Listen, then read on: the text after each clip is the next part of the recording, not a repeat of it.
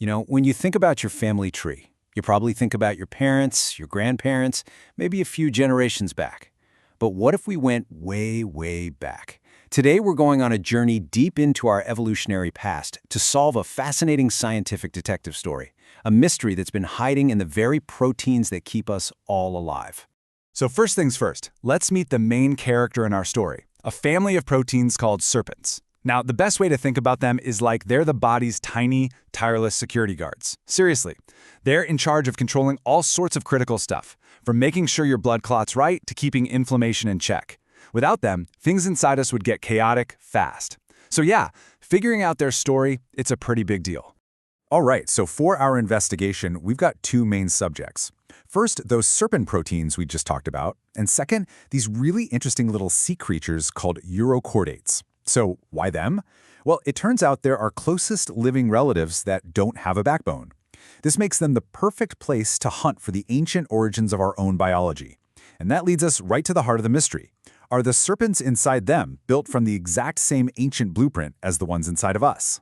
To solve this, scientists basically had to become genetic detectives. They started cracking the code, following a trail of 3 very specific clues to piece this whole evolutionary puzzle together. Okay, clue number 1 is we'll call the gene's blueprint. You can think of a gene's structure, with its coding parts, the exons, and the non-coding parts, the introns, as the assembly instructions for building a protein. It stands to reason, right? If 2 genes share a common ancestor, their blueprints should look almost identical. And here we have those genetic blueprints laid out side by side. Up top, you've got the 6 main patterns for vertebrate serpins, that's us, and on the bottom, the 6 patterns from the Urochordates. See those little tick marks? They show where the instructions are split up. And, well, you can see for yourself, they just don't match up at all. It's kind of like comparing the blueprints for a skyscraper and a submarine. I mean, sure, they're both complex structures, but they are put together in completely different ways. All right, so the blueprints are a total mismatch. That's a huge piece of evidence, but the investigators didn't stop there. For the next clue, they decided to check the gene's address. This whole idea has a cool name, microsynteny. But really, it's simple. It's like looking up a gene's home address to see who its neighbors are. Genes that are related through evolution often have the same neighbors across different species, kind of like how the houses on your childhood street are probably still in the same order today. This image shows you exactly what they found. Each line here represents a different genetic neighborhood, and the Urochordate serpin gene is that red arrow. What the scientists realized was that none of these neighborhoods, not a single one, matched the known addresses for our vertebrate serpins.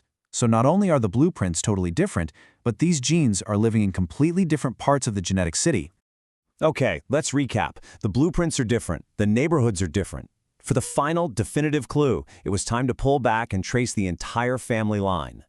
And the way you do that is with something called a phylogenetic tree.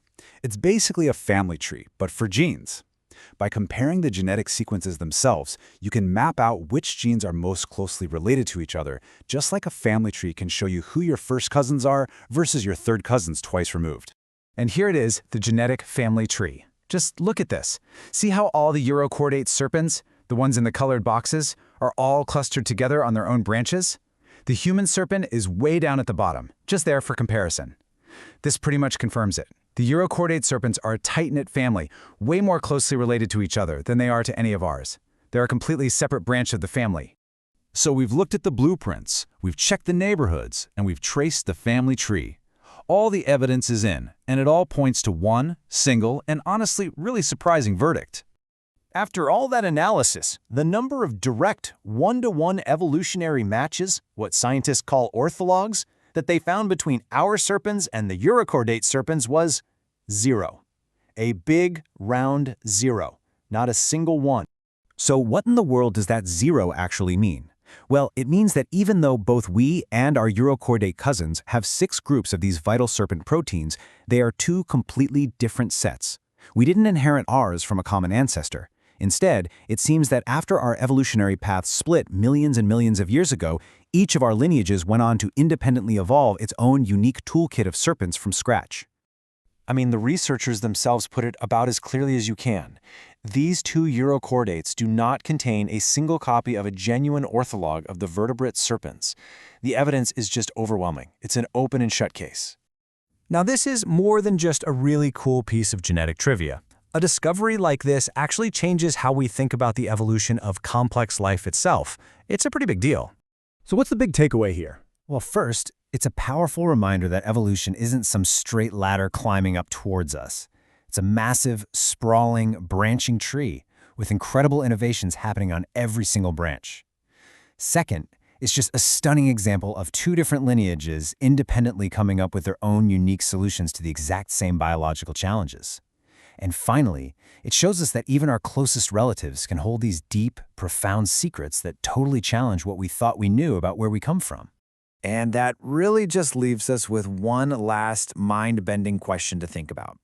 If the fundamental genetic toolkit of our closest invertebrate cousins is so different from our own, just imagine what other incredible evolutionary secrets are still out there, hiding in plain sight, just waiting for us to find them.